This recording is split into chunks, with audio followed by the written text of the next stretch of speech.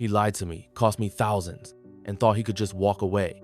So I spent 6 years becoming his worst nightmare, one flower delivery at a time. I never raised my voice, never broke the law, but I absolutely, utterly broke him. If you've ever been burned by someone who thought they were untouchable, if you've ever dreamed of sweet, poetic revenge, smash that like button, hit subscribe, and buckle up because this story is slow, twisted justice at its finest. 7 years ago, I had finally done it. After 10 years of working late nights, skipping vacations, and eating more microwave dinners than I care to admit, I scraped together enough to buy my first home. Just me. No roommates, no landlords, just a place that was mine. And believe me, I was meticulous. I wasn't just buying walls and a roof, I was buying peace, privacy, freedom. So when I found a listing that said freehold title on a shared block, it felt like the holy grail. Affordable, private, and mine. No pesky strata rules, no nosy neighbors regulating when I could put up holiday lights or water my plants. I triple-checked everything, or so I thought. The real estate agent was local, seemed chill, and even had friends who were friends of mine. Small world, right? That gave me a false sense of trust, and it was a mistake I'd soon come to regret. The knock that changed everything. 5 months after moving in, I heard a knock on my door. It was the landlord of the neighboring unit wanted to discuss the insurance for the shared walkway. No big deal, right? Until he sent over the paperwork. Strata insurance. Strata? My stomach dropped. That couldn't be right. I pulled up the listing. It clearly said freehold. I called my lawyer, confused and spiraling. He was stunned. He had documentation from the agent confirming it was freehold. Emails, official communication. But the title said otherwise. Turns out I had been sold a strata property under the guise of a freehold. This wasn't a minor oopsie. This was a legal landmine. It meant rules, fees, restrictions, and worst of all, a paper trail showing the deception clear as day.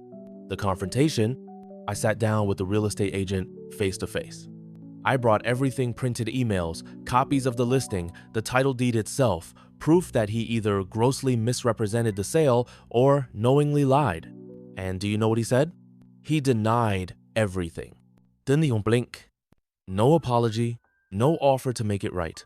Just a smug smile and a shrug, like I was some naive rookie buyer who didn't know how the game worked.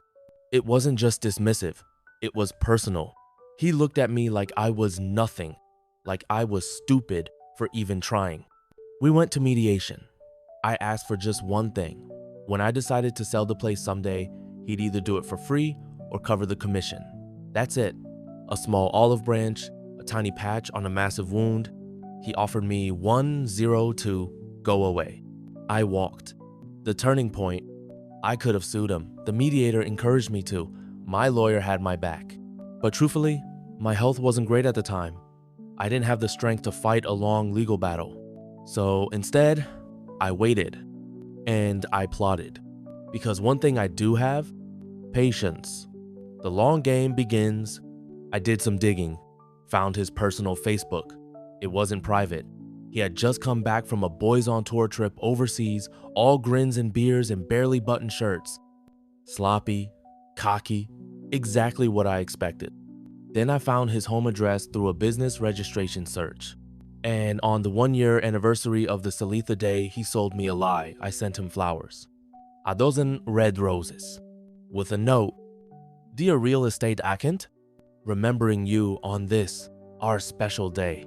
She has your eyes. Love, L." Sweet, creeping chaos. I sent a different bouquet every year after that. Always on the anniversary, always with a cryptic note from L. Sometimes I'd mention our little girl or how I wished he'd just call and meet her. Every once in a while, I'd send a postcard. From the country he had visited during that boys' trip, I made sure the handwriting looked affectionate, hauntingly familiar. Thinking of you. Love, L. I kept it subtle, infrequent enough not to be dismissed, but consistent enough to stay lodged in his mind. The crack begins to show. I didn't hear anything for years, but that was the point. This wasn't about spectacle. It was about erosion. And then, 3 weeks ago, a friend of a friend spilled the beans. Turns out, he's divorced, lost his house, lost his job, no longer in real estate. Why? Because his wife finally figured it out. Those gifts, the flowers, the same date every year, the same name. She confronted him, and the pressure broke him. He confessed not just to the affair, but to something much worse, the gut punch he never saw coming. A year before I bought the house, he had gone on that infamous trip, came back with an STD, gave it to his wife, swore it wasn't him, gaslit her for a year. But those flower deliveries, the dates lined up too perfectly. He broke down, she threw him out, took half his retirement, sold the house, and him? He's now a cautionary tale. The man who lost everything because of a few mysterious notes and a lie he thought he got away with. I never intended to destroy his life. I just wanted him to feel what I felt when he sold me a lie, looked me in the eye, and dismissed me like I didn't matter. But karma? Karma decided to add a little flair. And honestly, I don't feel bad, because he wasn't just a liar. He was a cheater, a manipulator, the kind of man who gambles with people's futures for a quick win. And eventually, the house always wins. Or in this case, the homeowner.